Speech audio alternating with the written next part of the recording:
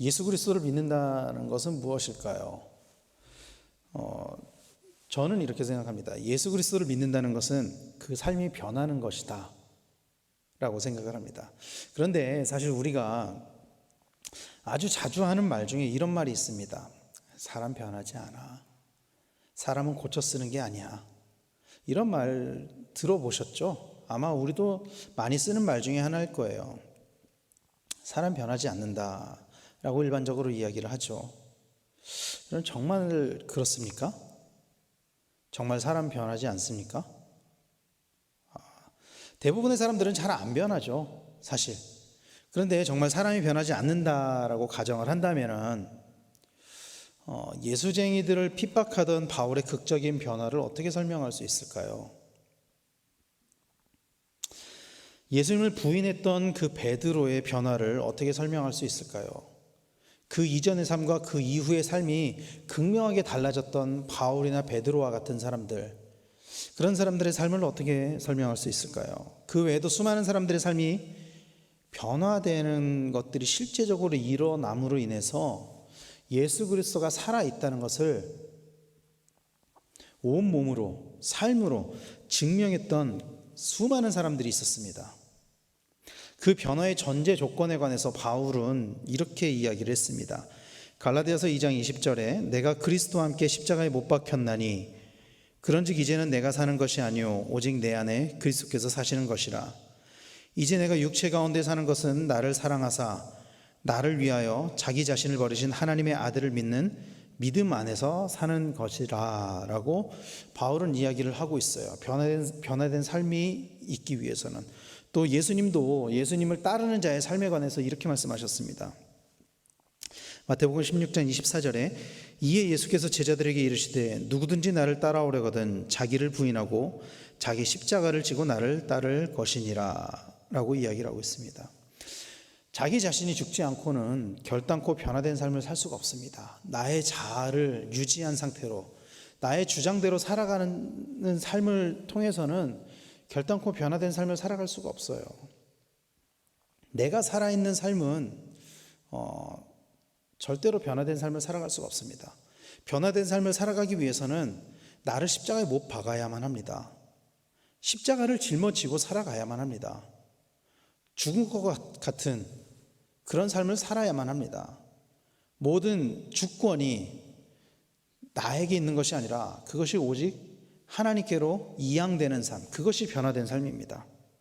그래서 오늘 말씀은 이렇게 시작합니다. 20절 말씀에 너희가 세상의 초등 학문에서 그리스도와 함께 죽었거든 어찌하여 세상에 사는 것과 같이 규례에 순종하느냐, 이렇게 이야기를 하고 있어요.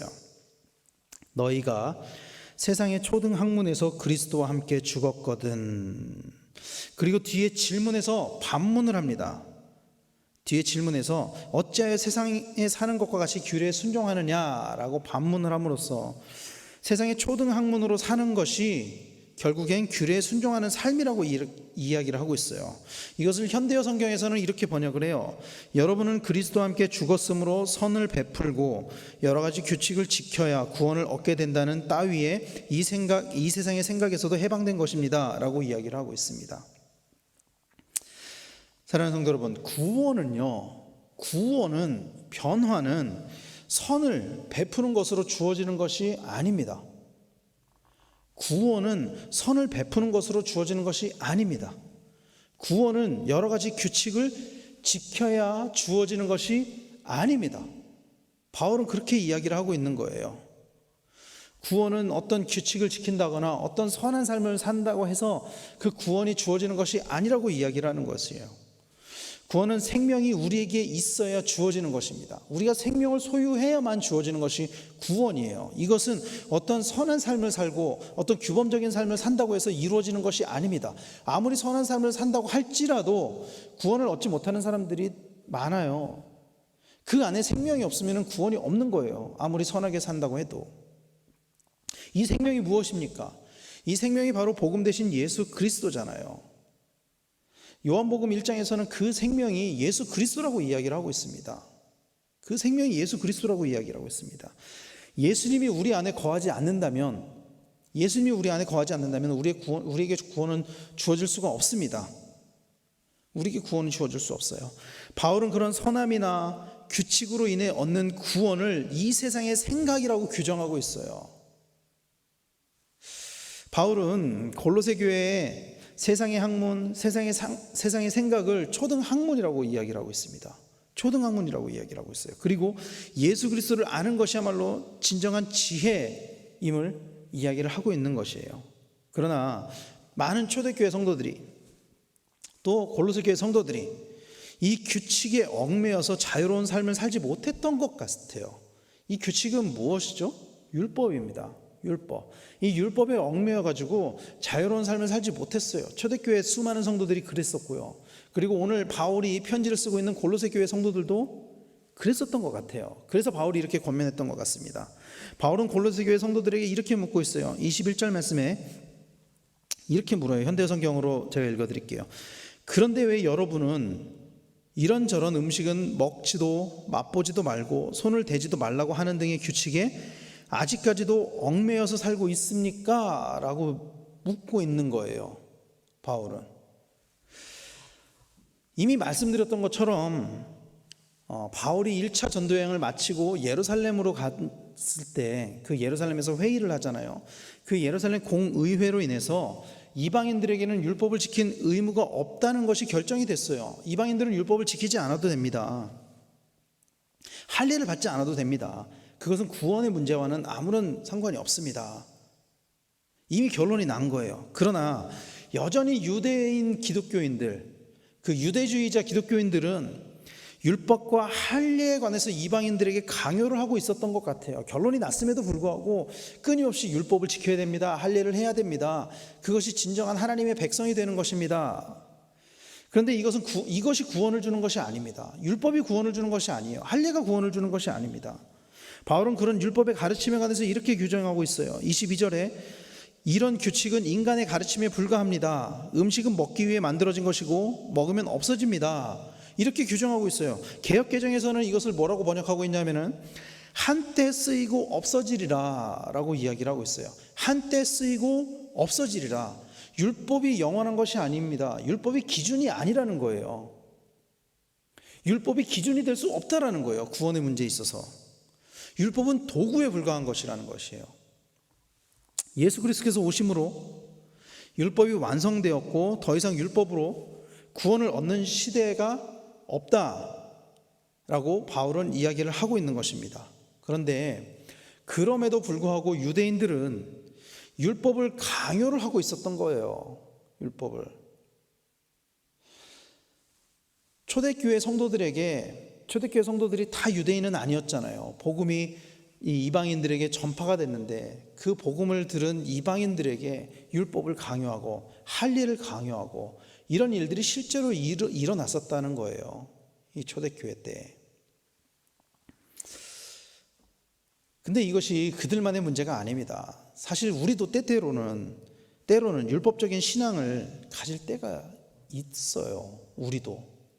어떤 행위나 어떤 규범이나 어떤 규칙들을 가지고 그것들을 지키면서 때로는 그것들을 다른 사람에게 강요를 할 때도 있다라는 거예요. 율법 그 자체가 나쁜 것은 아닙니다. 사실 율법 자체가 나쁜 것은 아니에요. 절대로. 그러나 그 율법을 가지고 다른 사람을 판단하고 정죄할 때 문제가 생기는 거예요. 그게 나쁜 거예요. 내 기준을 가지고 다른 사람을 판단하고 정죄하고 그럴 때 문제가 생긴다라는 거예요. 바울은 그런 유대인들에 관해서 그 율법을 가지고서 다른 사람을 판단하고 정죄하고 강요하고 이런 유대인들에 관해서 이렇게 이야기를 해요. 23절 말씀에 이런 것들은 자의적 숭배나 겸손과 몸을 괴롭게 하는 데에 지혜 있는 모양이나 오직 육체에 따르는 것을 금하는 데는 조금도 유익이 없느니라 라고 이야기를 하고 있어요. 이 말이 무엇을 의미하는 것이냐, 사실 좀 개역개정에서는 어렵게 번역을 해놨는데 현대어 성경에서는 이렇게 번역을 해요. 이런 규칙은 엄격한 경건을 요구하고 과장된 겸손과 육체 고행을 수반하는 것으로 훌륭하게 보이겠지만, 그 율법을 지키는 것이 훌륭하게 보이겠지만, 그러나 그것으로는 인간의 마음속에 파고드는 악한 생각이나 욕망을 이겨낼 수 없습니다. 그것은 다만 그 사람을 교만하게 만들 뿐입니다 라고 이야기를 하고 있어요. 이 율법을 지키는 것이 겉으로 보기에는 사람을 단련시키고 어떤 규범을 지키고 선하게 사는 것이 나를 단련시키고 나를 뭐 더 그 경건한 그리스도인으로 만들어줄 것처럼 보이지만, 사실 그 규칙이나 그 율법 자체는 내 안에 있는 내 진짜 사람, 내 본성을 변화시킬 수 없다라는 거예요. 내 안에 있는 악한 생각이나 욕망을 이겨낼 수 없다라는 거예요. 그런 규칙을 지켜내는 것으로는. 오히려 그런 것들은 자기 자신을 교만하게 만들 뿐이라고 바울은 이야기를 하고 있는 거예요. 율법은 하나님께서 인간에게 주신 선한 것입니다. 율법은 선한 것이에요. 그래서 율법이 나쁜 것이라는 이야기는 아닙니다. 율법은 절대로 나쁜 것이 아니에요. 율법은 하나님이 인간에게 직접 주신 거잖아요. 율법 그 자체는 선한 것이에요.